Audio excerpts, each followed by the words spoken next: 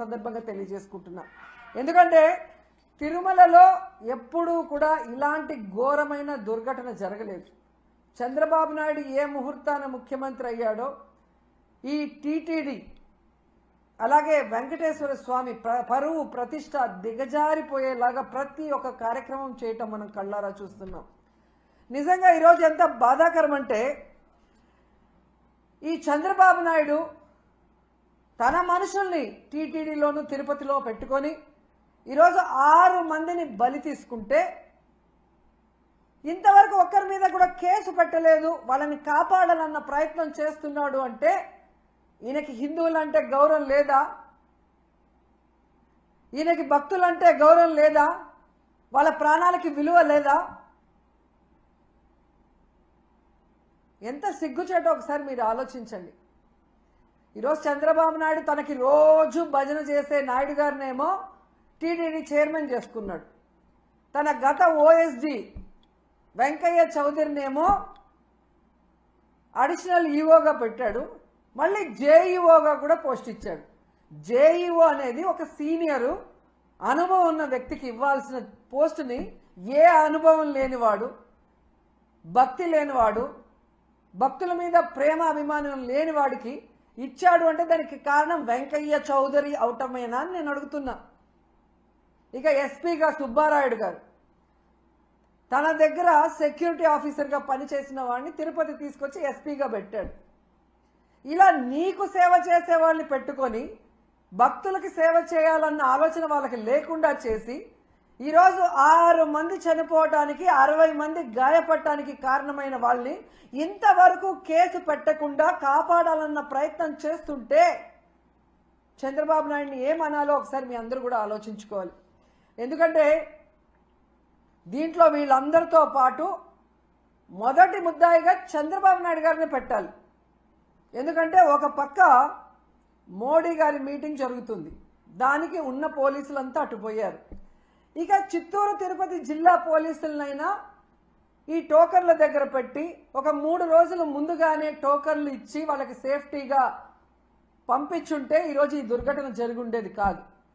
కానీ 9వ తేదీ టోకన్లు ఇస్తామని చెప్పి అది 8వ తేదీ సాయంత్రానికే ప్రీపోన్ చేసి 6, 7, 8 చంద్రబాబు నాయుడు కుప్పంలో కూర్చొని ప్రోగ్రాం చేసుకుంటూ పోలీసుల్ని అధికారుల్ని తన చుట్టూ తిప్పుకొని వాళ్ళని పని చేయకుండా చేసి 6 మందిని చంపేసి ఇప్పుడు అధికారుల తప్పిదమంటే ఇది తప్పించుకోవడం కాదా? ఇది ముమ్మాటికి చంద్రబాబు నాయుడు ఆయన ప్రభుత్వం చేసిన హత్యే. ఆయన ఏం ప్రోగ్రాం చేశారో మీ అందరికీ తెలుసా? ఒకసారి చూడండి. 6, 7, 8వ తేదీ చేసిన ప్రోగ్రాంలు స్వర్ణ కుప్పం అంట, కుప్పం విజన్ 2029 అంట. 30 ఏళ్లకు పైగా కుప్పానికి ఎమ్మెల్యేగా ఉన్నావు, మూడు సార్లు ఆల్రెడీ ముఖ్యమంత్రిగా చేశావు. అప్పుడు చేయలేని స్వర్ణ కుప్పం ఇప్పుడు చేస్తానని ఇలాంటి ఒక క్రూషియల్ టైంలో పెట్టి నీ సెల్ఫ్ డబ్బా నీ భజన నువ్వు చేసుకోవడానికి 6 మందిని చంపేసి 60 మందిని గాయాల పాలు చేసి మళ్ళీ కళ్ళబొల్లి మాటలు ఎంతవరకు మాట్లాడటం సమంజసం? కాబట్టి మొదటి ముద్దాయి చంద్రబాబు నాయుడే, అధికారులు కాదు. అధికారులను పని చేయకుండా నీ చుట్టూ నీ సేవ చేయించుకున్నది నీ తప్పు. ఇలాంటి సమయంలో పెట్టుకోకూడదు అలాంటి ప్రోగ్రాం. ఒకటి కొంచెం ముందైనా పెట్టుకోవాలి, లేదా పండగ తర్వాత అయినా పెట్టుకోవాలి. ఎందుకంటే వైకుంఠ ఏకాదశి 10వ తేదీని అందరికీ తెలుసు. నువ్వు తిరుపతిలోనే పుట్టావు, మీ చైర్మన్ టీటీడీ చైర్మన్ చిత్తూరు జిల్లా వాడే. మరి మీకు తెలీదా ప్రతి సంవత్సరం ఇన్ని లక్షలాది మంది వస్తారు, వారందరికీ సెక్యూరిటీ ఇవ్వాలి, సక్రమంగా టోకన్లు రిలీజ్ చేయాలన్న ఆలోచన మీకు లేదా? మళ్ళీ సిగ్గు లేకుండా నిస్సిగ్గుగా ఆ గాయపడిన వాళ్ళని పరామర్శించేటప్పుడు ఈ టోకన్ సిస్టమ్ నేను తేలేదమ్మా, గత ప్రభుత్వం తప్పు అంటున్నావు. మరి గత ప్రభుత్వంలో టోకన్లు ఇచ్చినప్పుడు ఎక్కడా తొక్కిసలాటలు జరగలేదు, ఎక్కడా ఎవరు చనిపోలేదు. మరి ఇప్పుడే ఎందుకు జరిగింది? మీ చేతగానితనం కాదా? మీరు పెట్టుకున్న మీ భజన పరుల వల్ల జరిగిన తప్పిదం కాదా? ఒకవేళ అది కరెక్ట్ కాదనుకున్నప్పుడు నువ్వు ముఖ్యమంత్రి అయ్యి 7 నెలలు అవుతుంది, మరి ఎందుకు తీసేయలేదు ఆ టోకన్ సిస్టమ్? పిల్లలకు ఉపయోగపడే అమ్మఒడి తీసేస్తావు, పేదవాళ్ళకి అవసరమయ్యే ఆరోగ్యశ్రీ తీసేస్తావు, ఏజ్డ్ మహిళలకు యూజ్ అయ్యే వైఎస్ఆర్ చేయూత తీసేస్తావు, పేద పిల్లలు చదువుకునే ఫీజు రియంబర్స్మెంట్ పాలసీని మార్చేస్తావు, పేద ప్రజల రక్తాన్ని పీల్చేలాగా మద్యం పాలసీని మార్చేస్తావు, కానీ టోకెన్ సిస్టమ్ మార్చలేవు ఒకవేళ తప్పని తెలిస్తే. అంటే ఈరోజు నీ నిర్లక్ష్యం వల్ల, నువ్వు పెట్టుకున్న వాళ్ళ నిర్లక్ష్యం వల్ల ప్రజలు చచ్చిపోతే దాన్ని డైవర్ట్ చేసి ఎవరి మీద తోసేయాలని చూస్తున్నావు తప్ప తప్పు చేసిన వాళ్ళని శిక్షించాలి, ఈ తప్పు మళ్ళీ జరగకుండా చూడాలి అన్న చిత్తశుద్ధి చంద్రబాబు నాయుడికి లేకపోవటం అనేది ఇక్కడ అందరూ కూడా గమనించాల్సిన విషయం. ఈరోజు చంద్రబాబు నాయుడు చెప్తాడు ఇది అఫీషియల్స్ తప్పని, పవన్ కళ్యాణ్ గారు వస్తారు ఇది టీటీడీ చైర్మన్ అడిషనల్ ఈఓ గారు ఎస్పీ గారు తప్పని ఆయన చెప్తాడు. బిఆర్ నాయుడు గారు వచ్చి చైర్మన్ గారు నేను ఆల్రెడీ ఎస్పీకి చెప్పేలా జరుగుతుందని ఆయన చేయలేదు అంటాడు. అంటే మీ ప్రభుత్వంలో మీరు పెట్టుకున్న వాళ్ళ వల్ల జరిగింది తప్పని మీరు ఒప్పుకున్నారు కదా అందరూ. మరి ఎందుకు 3 రోజులు అవుతున్నా ఎవరి పేరు ఎఫ్ఐఆర్లో ఎక్కట్లేదు, ఎందుకు ఎవరిని కూడా అరెస్ట్ చేసి లోపల పెట్టలేదని నేను అడుగుతున్నాను. అసలు పవన్ కళ్యాణ్ గారు ఏం మాట్లాడుతున్నారో ప్రజలకి కన్ఫ్యూజ్ అయిపోతున్నారు. పిఠాపురానికి వెళ్ళాడు నిన్న, నేను క్షమాపణ చెప్పాను మీరెందుకు చెప్పను అని అడుగుతాడు. అప్పుడెప్పుడో అమ్మాయిల రేపులు జరిగినప్పుడు గమనించాను, బెత్తం దెబ్బలతో సరిచేద్దామంటాడు. ఇప్పుడు మనుషుల్ని చంపేసి క్షమాపణలతో సరిచేద్దామంటాడు. క్షమాపణలు కాదు, తప్పు చేసిన వాళ్ళకి శిక్ష పడాలి, ఆ తప్పు రిపీట్ కాకుండా చూసుకోవాల్సిన బాధ్యత నీకుంది. ఎందుకంటే ఈరోజు ప్రభుత్వంలో నువ్వు ఉన్నావు, డిప్యూటీ సీఎంగా నువ్వు ఉన్నావు, ఉండి కూడా క్షమాపణలు బెత్తం దెబ్బలు అంటావు. మొన్న ఈ మధ్య కడపకు వచ్చినప్పుడేమో ఎవడు తప్పు చేసినా నేను ఒప్పుకోను, తాట తీస్తా, తోలు తీస్తా, అంతు చూస్తా అని మాట్లాడావు. మరి తప్పు చేసిన వాళ్ళు ఈరోజు చైర్మన్ అడిషనల్ ఈఓ ఎస్పీ అని నువ్వే చెప్తున్నావు కదా, మరి ఎందుకు వాళ్ళ తోలు తీయట్లేదు, వాళ్ళ అంతు చూడట్లేదు, వాళ్ళ తాట తీయట్లేదు? మళ్ళీ పెద్ద పెద్ద డైలాగులు చెప్తున్నారు. నిన్న మీటింగ్లో నేను పిఠాపురంలోనే అనుకుంటా, కులం పేరుతో ఎవరైనా తప్పించుకోవాలని చూస్తే నేను చూస్తూ ఊరుకోను అన్నాడు. మరి ఈరోజు బిఆర్ నాయుడు గారిని, వెంకయ్య చౌదరి గారిని, సుబ్బారాయుడు గారిని శిక్షించడానికి ఏ కులం చూసి నువ్వు భయపడి ఆగిపోతున్నావు అని అడుగుతున్నా. నీ పక్కన నిన్న పిఠాపురంలో ఉన్నాడు పంతం నానాజీ, ఒక డాక్టర్ కమ్ ప్రొఫెసర్ అయిన ఒక ఎస్సీ మేధావిని గూబ పగలగొడితే నీ కులమని ఆపేస్తావా శిక్షించకుండా, కేసు పెట్టకుండా? మళ్ళీ పెద్ద పెద్ద డైలాగు, కులం చూసి నేను భయపడను అని. ఆ రోజేమో జరగని తప్పుని జరిగినట్టుగా లడ్డూలో కల్తీ జరిగిందని కాషాయ వస్త్రాలు వేసుకొని తిరుపతిలో నానా హడావిడి చేశారు. ఈ రోజేమో తప్పించుకొని తిరుగుతూ క్షమాపణ చెప్తే చాలంటారు. మీ ద్వంద్వ వైఖరి చూస్తున్నారు.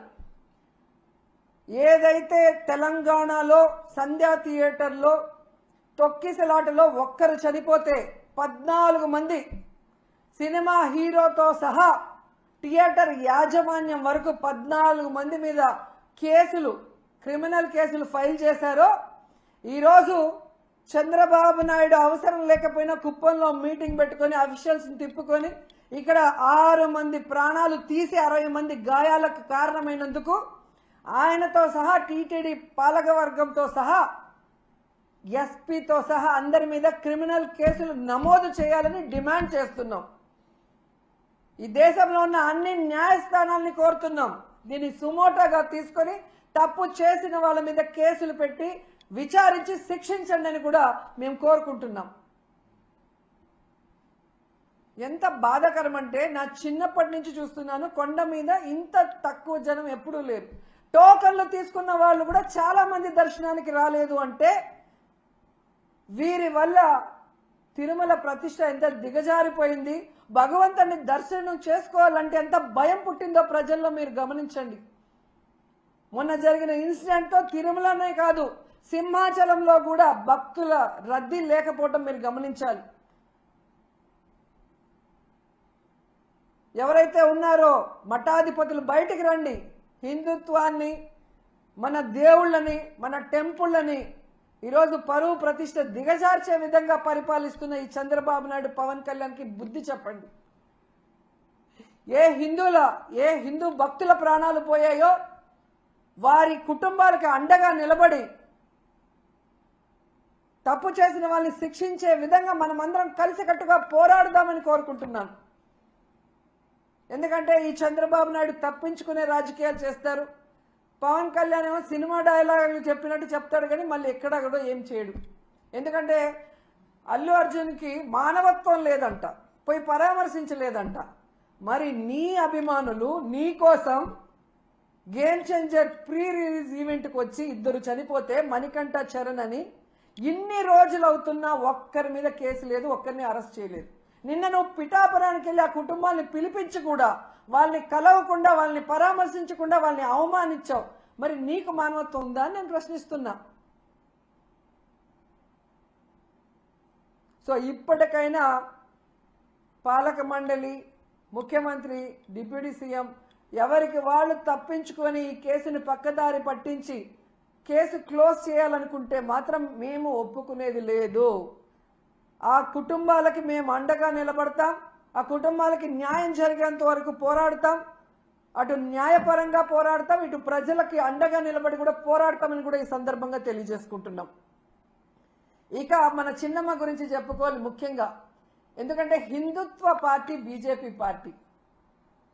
6 మంది హిందువులు చనిపోతే 60 మంది గాయపడితే మన చిన్నమ్మ నోట్లోంచి ఒక్క మాట రాలేదు. ఎవరు దీనికి కారణమో వాళ్ళ మీద క్రిమినల్ కేసులు పెట్టాలని డిమాండ్ చేయడానికి చిన్నమ్మకు నోరు రాలేదు. అనవసర విషయాలప్పుడు మాత్రం ఎంత నోరేసుకొని వస్తుందో మనం చూసాం. మొన్న విజయవాడలో కూడా హైందవుల మీటింగ్ ఏదో జరిగింది. అక్కడికి కూడా వెళ్ళి మన చిన్నమ్మ ఏ విధంగా పెద్ద పెద్ద మాటలు మాట్లాడిందో మనం చూసాం. మరి హిందువులు చనిపోతే హిందూ భక్తులకి వాళ్ళ ప్రాణాలకి విలువ లేదా చిన్నమ్మ? పురంధేశ్వరి గారు డిమాండ్ చేయరా? మోడీ గారికి చెప్పండి, ఎవరు తప్పు చేశారో వాళ్ళ మీద క్రిమినల్ కేసులు పెట్టి లోపలేయమని చెప్పండి. ఇక నీతి మాలిన రాజకీయాలకి తెలుగుదేశం పార్టీలో పరాకాష్ట ఏంటంటే ఎండోమెంట్ మినిస్టర్ చేసిన తప్పుకి క్షమాపణ అడగడు, తనని శిక్షించమని అడగడు. దాన్ని వైఎస్ఆర్సీపీ మీద తోసేయడానికి ఎంత దిగజారిపోవాలో అంత దిగజారిపోయాడో ఆనం రామనారాయణ గారు. జగన్మోహన్ రెడ్డి గారంట చంద్రబాబు నాయుడిని, ఈ ప్రభుత్వాన్ని తిట్టడానికి డబ్బులు ఇచ్చాడంట. మరి జగన్మోహన్ రెడ్డి గారు హాస్పిటల్కి రాకముందే ఏబిఎన్లో మీ క్లోజ్ ఫ్రెండ్ రాధాకృష్ణ గారు ఆయన ఛానల్లోనే ఎన్ని బూతులు తిట్టారు ఈ ప్రభుత్వాన్ని, ఈ పాలక మండలిని మీరు చూడలేదా?